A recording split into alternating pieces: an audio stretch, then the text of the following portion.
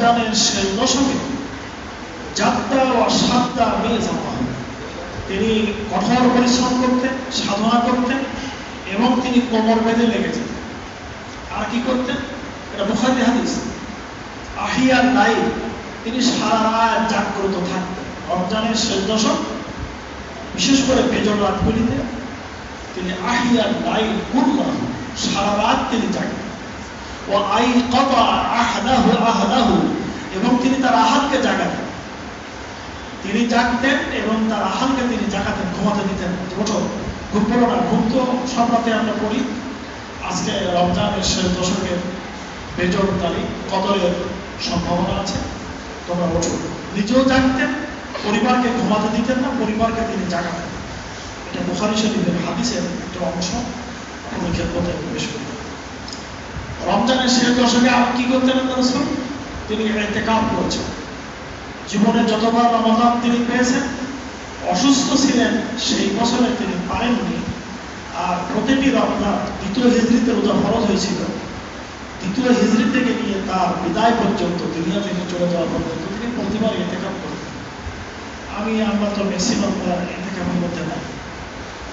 এই জন্য ইতিকাফ রমজানের শেষ 10 দিন ধরে আল্লাহ রাসূলের একটা বিশেষ ইবাদত ছিল। যেবার পারেননি, তার সামনের বছরে যে তিনি 20 দিন ইতিকাফ করেছিলেন, 20 দিন ইতিকাফ করেছিলেন। আমরা দুনিয়ার অনেক কাজ দেখাই, কিন্তু ছোট্ট একটা বিপদ ছিল তো হাসপাতালে বেডে শুয়ে থাকতে হতে পারে মাস কি মাস, বছর কি বছর, এই অবস্থা হতে পারে। আজকে একজন আসছে আমার কাছে সাহায্য নিতে, তার অপারেশন করছে। অপারেশন করার পরে তার অপারেশন করার ঘা, এটা আস্তে আস্তে ওখানে ইনফেকশন হয়ে এত বড় চালা হয়ে একেবারে হাড় পর্যন্ত পৌঁছে গেছে। তো অপারেশন হয়েছে মুক্তির জন্য, নাজাতের জন্য রোগ থেকে, কিন্তু বিরাট ধরনের মুসিবতের মধ্যে পড়েছে। কালকে একজন আনন্দের এক মহিলা গেল আমার কাছে, তার চোখের কি কষ্ট। প্রাপ্তবয়স্ক দেখলাম মহিলাটা ভালো, তাই বললাম তুমি এভাবে কষ্ট করো না, তুমি যাও রমজানের 1 সপ্তাহ পরে এসো, তোমার চিকিৎসা, চোখের চিকিৎসা করতে যাওয়ার আগে আমি একটা ব্যবস্থা করবো। ডাক্তারকে বলে দিলে আর আমি কিছু দিলে এটা হয়ে যাবে। মহিলা খবর অ্যাড্রেস নেয়নি। তো এরকম অসুখ বিষয়কে তো আমরা বিছানায় শুয়ে থাকবো, আমরা তো বিছানায় শয্যাশায়ী হতে পারি। সেই হিসাবে আমাদের উচিত সময়টাকে আল্লাহ তাআলার জন্য, তার দিনের জন্য যেটুকু ফুরসত পায় দিনের কাজের জন্য এই সময়টাকে কাজে লাগা। আল্লাহ তাআলা বলেছেন আইনা তাযহাবুন, আইনা তাযহাবুন, তোমরা কোন দিকে যাচ্ছ? আমি আল্লাহ তোমাদেরকে ডাকলাম যেদিকে, তোমরা সেদিকে না গিয়ে আইনা তাযহাবুন। কোন সূরা? সূরা তাকবীর। আইনা তাযহাবুন, কোন দিকে যাচ্ছ তুমি? ওদিকে যাও না, ওটা তোমার মুক্তির পথ নয়। তোমার মুক্তির পথ জান্নাতের পথ, যে পথে দিশা আমি দিয়েছি নবী রাসূলদের পথে। ওয়াসহারিউ, তুমি দৌড়াও ইলা মাগফিরাতিন মিন রাব্বিকুম, তোমার রবের ক্ষমার দিকে, ও জান্নাতিন, এবং রবের জান্নাতের দিকে। আরদুহাস সামাওয়াতু ওয়াল আরদ, অন্য জায়গায় একবার আছে বলে কাআরদিস সামাই ওয়াল আরদ, আসমান এবং জমিন যত বিস্তৃত, এত বড় জান্নাতের দিকে তুমি দৌড়াও। তুমি আইনা তাযহাবুন, তুমি কোন দিকে যাচ্ছ? ওপথে কাটা, ওপথে ময়লা, ওপথে আবর্জনা, ওপথে গর্ত। তুমি দুনিয়াকে পাওয়ার জন্য অত প্রেশার কেন? দুনিয়া হাঁটো আর আখিরাতের দিকে দৌড়াও। আমাদের হয়ে গেছে উল্টো, আমরা দুনিয়ার দিকে পাগলের মতন দৌড়াই, আর আখিরাতের দিকে আমরা মিনমিন করে কখনো হাঁটি, কখনো ব্যাক করি, কখনো ঘুরে দাঁড়াই, কখনো বসে পড়ি, কখনো আবার আমল ছেড়ে দেয়। কিন্তু আল্লাহ তাআলা আমাদেরকে সাবধান করেছেন, সাবধান সাবধান। এই কথাটি আল্লাহ তাআলা কোরআন কারীমের ভিতরে কতবার বলেছেন আমি বর্ণনা করি নাই, কিন্তু আপনারা পড়তে যেয়ে দেখবেন, সাবধান সাবধান সাবধান। এই সাবধান কথাটি আল্লাহ রাব্বুল আলামিন বারবার বলছেন। হে মুসলিম, হে মুমিন, সাবধান সাবধান। কোন দিকে যাচ্ছ? আমি তোমাদেরকে ডাকলাম জান্নাতের দিকে। আল্লাহ বলছেন আল্লাহ তাআলা ইয়াদউ, তোমাদেরকে দাওয়াত দিচ্ছেন, তিনি তোমাদেরকে আহ্বান করছেন ইলা দারিস সালাম, জান্নাতের দিকে। আমি তোমাদেরকে জান্নাতের দিকে ডাকছি, আর তুমি আমার জান্নাতের পথ ভুলে রেখে তুমি কোত্থেকে যাচ্ছ? ওইটা তোমার মুক্তির পথ নয়। আজকে একটা ছেলে এসছে আমার বাড়িতে আসরের পরে, তিনি আলিপুর ইউনিয়নে ভোট হচ্ছেন, সেই ভোটের একজন ক্যান্ডিডেটের ক্যানভাস করার জন্য আমার কাছে এসেছে। ছেলেটি আমাদের এলাকারই, এখন থাকে ওই এলাকার নাম বলবো। তারা বললো, তোমার সাহস কি? তুমি এই পরিবারের সন্তান, তোমার দাদা বলতো এই কথা, তোমার দাদার স্লোগান ছিল এটা, আর তোমার দাদার এই স্লোগান তো কোরআনের স্লোগান। এটা তুমি ভুলে যে তুমি অন্য পথে ধাবিত হয়েছে। তুমি ইতিমধ্যেই হাড় অপারেশন করেছো, বাইপাস সার্জারি করেছো, এত কি দরকার তুমি তার জন্য রোজার মাসে রোজা থেকে তুমি আলিপুর থেকে দৌড়ে চলে এসছো বাড়ি পর্যন্ত? তুমি এই কেন একটা অন্য নেকির কাজের জন্য আসো? এই যে জন্য এসেছো, যার জন্য এসেছো, আমি তো তার দিকে মুখ ফেরাবো। যাই হোক, আমাদের সব সময় আমার দিল, মন, আমার চিন্তা চেতনা, আমার মান, অর্থ, এই ব্যাপারে যেন আমি আল্লাহমুখী হয়ে থাকি। ইন্নী ওয়াজ্জাহাতু ওয়াজহিয়া লিল্লাযী, আমরা বলি ফাতারাস সামাওয়াতি ওয়াল আরদ হানিফা ওয়া মা আনা মিনাল মুশরিকিন। আমি আমার সত্তাকে ফেরালাম আল্লাহর দিকে। আমি আমার সত্তা, আমার চেহারা, আমার মুখমণ্ডল শুধু না, আমার সব কিছুকে, আমার সব এনার্জি, বল, বুদ্ধি, টাকা পয়সা, আমার যত শক্তি, সাহস, উদ্দীপনা, সবটাকে আমি আল্লাহর দিকে রুজু করব। ফাতারাস সামাওয়াতি ওয়াল আরদ, যিনি আসমান এবং জমিনের স্রষ্টা, হানিফা, একাগ্র চিত্ত, ওয়া মা আনা মিনাল মুশরিকিন, আমি মুশরিকদের সাথে। কে বলেছিলেন? হযরতে ইব্রাহিম আলাইহিস সালাম। তিনি আরো বলেছিলেন, ইন্নী বারিউম মিম্মা তুশরিকুন। পাপের সামনে ছোট মানুষ দাঁড়িয়ে পাপকে চ্যালেঞ্জ করছেন, মাকে, আপনজনদেরকে, নমরুদকে, দুর্দান্ত প্রতাপশালী সরকার, তাকে চ্যালেঞ্জ করছেন, ইন্নী বারিউম মিম্মা তুশরিকুন। তোমরা যাদের সাথে আল্লাহকে শরীক করো, আমি এই পুতুলদেরকে, এই শক্তিকে আমি ঘৃণা করি। আমি আমার সত্তা, আমার মুখমণ্ডল, আমার অস্তিত্বকে আল্লাহর দিকে ফেরাই দিলাম। আমি তোমাদের সাথে নেই। এরপরে তিনি কি করলেন? তিনি যখন কোনোভাবেই দেশের সাথে, জাতির সাথে থাকতে পারলেন না, বাপ মা আপনজন সব পরিত্যাগ করে কি করলেন? ইন্নী যাহিবুন ইলা রাব্বি সায়াহদিন।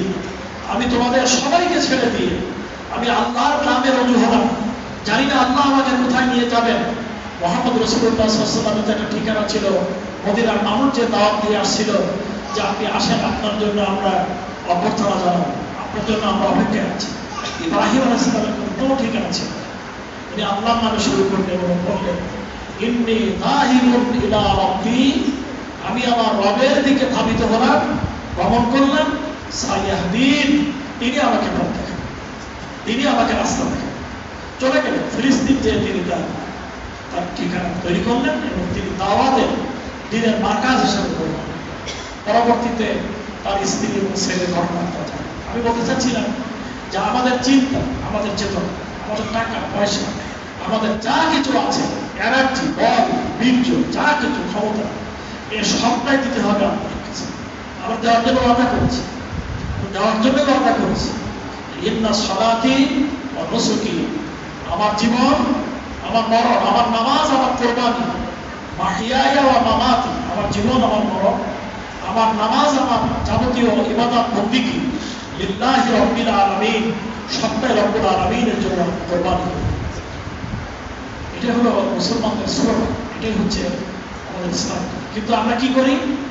আমরা বিপদ আর মুসিবত যখন আসে তখন আমরা একদিকে দেখে যাই, আমরা দুর্বল হয়ে পড়ি। দুর্বল তো আমিও বীর বাহাদুর তা বলছি না, এ ভয় ভীতি আমারও আছে। আমরা দুর্বল হয়ে পড়ি। ইমানের পরীক্ষা যখন আসে তখন আমরা দুর্বল হয়ে পড়ি। আর মনে রাখবে, ইমানের গ্রেডে যারা যত এগিয়ে, তাদের পরীক্ষাটা তত মারাত্মক। বুখারী শরীফের হাদিসে আছে, আসাদুল বালা আলা আম্বিয়া, সবচেয়ে কঠিন বিপদ আর মুসিবত আল্লাহ তাআলা দিয়েছিলেন নবীদের জন্য। যে পরীক্ষা অন্যদেরকে আল্লাহ তাআলা দেবেন না, আসাদুল বালা আল আম্বিয়া, সবচেয়ে কঠিন বালা মুসিবত আল্লাহ দিয়েছেন নবীদেরকে, যা অন্যদেরকে দেবে। আর ইমানের গ্রেডে যারা যত এগিয়ে তাদের পরীক্ষাটা হবে তত ভালো। আমরা হয়তো মনে করি যে আমি আল্লাহ করছি, আমি দান করছি, আমি হজ করছি, আমি সাদকা করছি, আমি কত কিছু করছি, কিন্তু আল্লাহ তাআলা তো আমার ব্যায়াম ছাড়ায় না, আমার তো পরে বিপদ কাটায় না, আমি মনে আয় রোজগারে বরকত হয় না, এই কি মুসিবতে পড়বো? আল্লাহ আল্লাহ করে আমার নাউযুবিল্লাহ লাভ কি? এরকম অনেক সময় শয়তান ওয়াসওয়াসা। কিন্তু মনে রাখবেন আল্লাহ বলেছেন আহাসিবান নাস, তোমরা কি মনে করেছো মানুষকে হিসাব করে নিয়েছে? আইয়ুতরাকু, তাদেরকে ছেড়ে দেব, আইয়াকুলু আমান, তারা আল্লাহর বলে আমি ঈমান আনলাম এতটুকু বললে আমি তাদেরকে বিনা পরীক্ষায় ছেড়ে দেব, বিনা পরীক্ষায় তুমি জান্নাতে চলে যাবে, এটা ভালো কি করে? আমি অবশ্যই তোমাদেরকে পরীক্ষা নেব। ওয়ালা নাবলুওয়ান্নাকুম বিশাইইন মিনাল খাউফি ওয়াল জু' ওয়া নাকসিন মিনাল আমওয়ালি ওয়াল আনফুসি ওয়াস সামারাত, ইত্যাদি বিভিন্ন বিষয় দিয়ে আমি তোমাদেরকে পরীক্ষা নেব। বন্ধুগণ, মাহে রমাদানের মূল হাকিকাতটা কি? রমজানের স্বরূপটা কি? ইফতার, তারাবি, সেহরি, ইতিকাফ যা কিছু আছে সবটার মূল কেন্দ্রীয় বিষয় হচ্ছে নজরুল কোরআন, কোরআন নাজিল হওয়ার কারণ। রমজান মাস থেকে কোরআনের নাজিল শুরু হয়েছে। কোরআন শরীফ নাজিল হয়েছে 23 বছর ধরে, কিন্তু কোরআন নাজিলের সূচনা হয়েছিল মাহে রমজানের কদরের রাতে, লাইলাতুল কদর, কদরের রাতে। তাহলে রমাদানের মর্যাদা, রমাদানের বৈশিষ্ট্যের কারণ হচ্ছে কোরআনুল কারীম নাজিলের সূচনা, নাজিলের শুরু ছিল পবিত্র মাহে রমাদান। এই রমজান মাসকে স্মরণীয়, বরণীয় করে রাখার জন্য আল্লাহ রাব্বুল আলামিন মাসব্যাপী কোরআন শরীফের উদযাপনের জন্য, মর্যাদার জন্য মাহে রমজানকে তিনি আমাদের জন্য উপহার দিয়েছেন। তাহলে আমরা এই কোরআন মুখে যদি না হয়, শুধু এক মাস রোজা পালন করলাম, কিন্তু কোরআনের হুকুম পালনের ব্যাপারে, কোরআনকে মহব্বত করার কারণে, কোরআনকে ধারণ করার ব্যাপারে, কোরআনকে গ্রহণ করার ব্যাপারে যদি আমরা দুর্বল হয়ে পিছায় যাই, আর রমজানকে গ্রহণ করি বারবার, ভালো ইফতার করি, তারাবি, সেহরি ইত্যাদি, তাহলে এই রোজার কোনো শান্তি হতে পারে। আল্লাহ তাআলা স্পষ্ট করে বলেছেন শাহরু রমাদান আল্লাযী উনজিলা ফীহিল কোরআন, রমজানের মাস, রমাদান মাস, শাহরু রমাদান। আমরা রমজান বলি, কিন্তু আল্লাহ রমজান বলি না, আল্লাহ বলেছেন রমাদান। কোরআন শরীফের আয়াতের শব্দ উচ্চারণ হলো রমাদান। শাহরু রমাদান আল্লাযী, সূরা বাকারা, শাহরু রমাদান আল্লাযী উনজিলা ফীহিল কোরআন।